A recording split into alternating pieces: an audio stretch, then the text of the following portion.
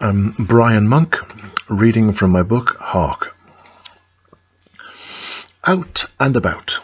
Not a great place to find peace and harmony these days. You'll know since my first book, A Medium's Dream, I think the public are doing well, figuring out how not to do something.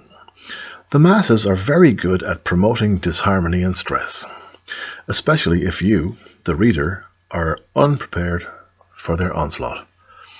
I tell my customers constantly to watch out for the public at large. Remember, they are vying for blame and blood, simply because that's what battle axes do. When they've finished shopping and are still wearing their rollers, they are prepared for war. Meditate before you leave the house or apartment you live in. Breathe in the calm, positive energy of choice. Positive choice. Clear the air in your brain. That's where oxygen goes after the lungs. Visualize a perfect walk through the streets. Visualize the best path to take. This technique is very old, and I have practiced it for many years now. Excuse me. Many years now, you begin to remember the people you passed by, or the people who served you food and beverages. You can even check and test them while visualizing them. Ask your guides, are they cool with this memory reanimation? Can they stick to mundane communication? Recommended. Why? Practice will answer that question. Beware of connections. They are meant to be temporary for a reason. i.e., collective consciousness can be created by asking to connect with people around us mentally. We have never seen anything like this before.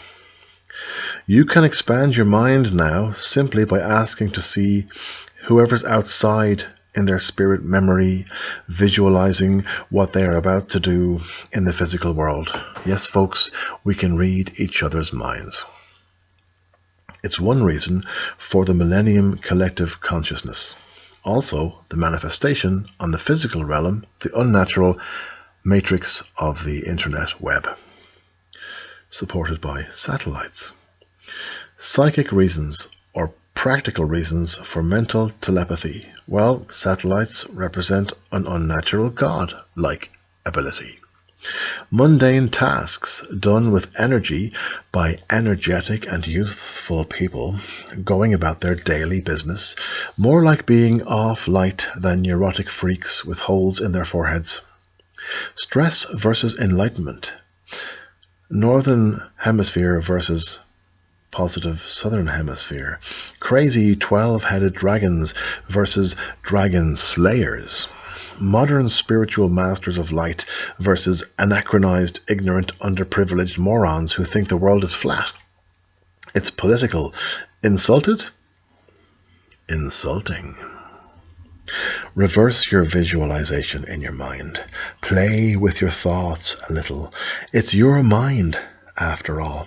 Walk backwards throughout your day, mentally, visualizing the people you have seen as if walking through their spirit bodies. And you will. Even people thousands of miles away. You can enter their body at a whim, thinking of people you haven't even met before. And you'll see them. Think of Sydney, and you'll be there. Think of London, and you'll be there. Think of Paris, and you'll be there. All in the blink of an eye.